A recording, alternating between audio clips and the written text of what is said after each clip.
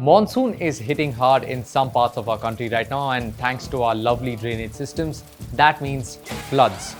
So it's important for you to know how you can drive through floods when you need to.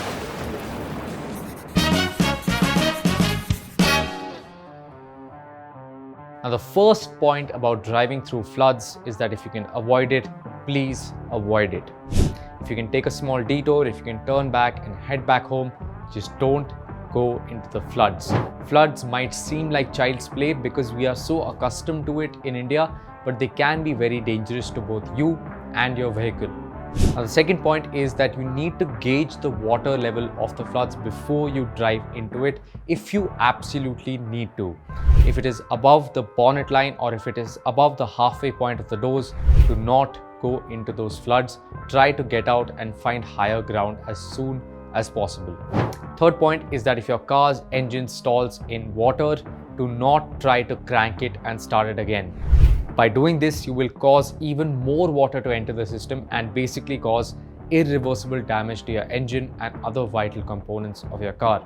If you're in that situation, if your car stalls, get out, wait for the area to dry, take it to a service center and they will do the repairs for you, and hopefully it should not be too bad. But with that out of the way, if you really need to drive through floods, here are 5 tips for you to get through safely. And the first point is to gauge the depth of the water and the surface of the road based on the car or bike in front of you. What can happen is that even if you go into the water and the water level is absolutely fine, a deep pothole can push that over the edge and your car will be submerged in water. Now, because potholes are so common and they're completely hidden underwater, just look at the car ahead, and if it's going through flat, just follow its line and you should be okay. Now, the second point is to stay in a low gear, either first gear or second gear. And it's because your car is facing a lot more resistance from water, your engine is under a lot more stress. So you would ideally put it only in first gear, and that also prevents you from stalling underwater. Now, the third point is to keep your engine's revs high. By keeping the revs high, you're preventing water from entering the tailpipe and stalling your engine and then causing water to enter into your engine. So keep your revs high, keep your engine revving as high as possible. If you're in a manual car, you can half clutch it, give it a few blips of the throttle constantly, and you should be okay. In an automatic car, you'd push the gear stick to the manual side, keep it in first gear and keep the revs as high as possible. You don't need to redline it, but you need to keep it just above idle or somewhere at 2, 3, 4,000 RPM and you should be okay. That would cause enough force and prevent the water from entering into the exhaust pipe. The fourth point is to drive at a slow, steady, constant pace and not to stop in the water. To do this, you might need to create an excessive gap to the car in front, but that's okay. You create that gap and you follow through at a slow pace. By taking a slow pace, you're creating a sort of a bow wave in front of you that's creating more space for your car's internals to breathe, and you're just slowly wading through the water. If you go fast, you can cause more damage to your car, even if it is shallow water.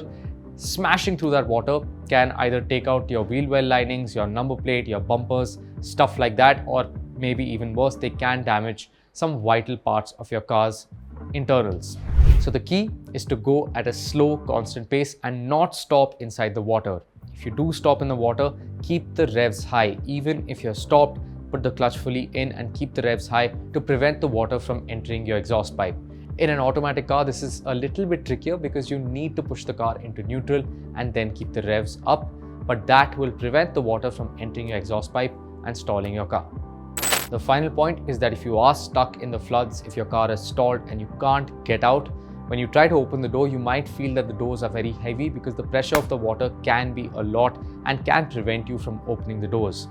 In that situation, what you can try is to use your legs, both your legs, and push as hard as you can against the door, and that should be enough force to open the door.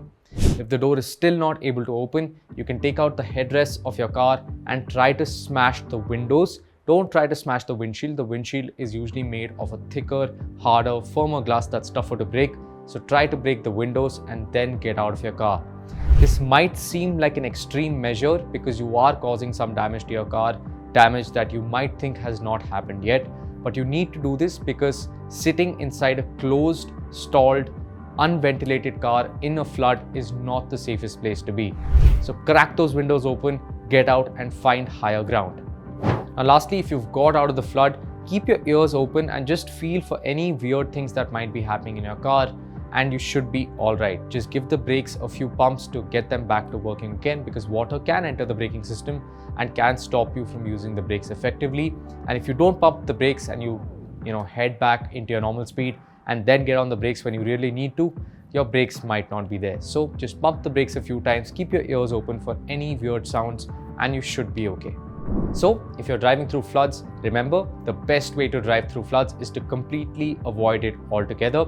And if you really need to go through them, take it slow, take it at a constant speed, do not stop, keep the revs high, and keep your car in a low gear. And that's it. If you want more monsoon tips, or if you want us to dive deeper into driving through floods, or what you can do if you have damage caused by floods, let us know in the comments below and we'll answer it in the next episode of Simplified on PowerDrift. Thank you for watching.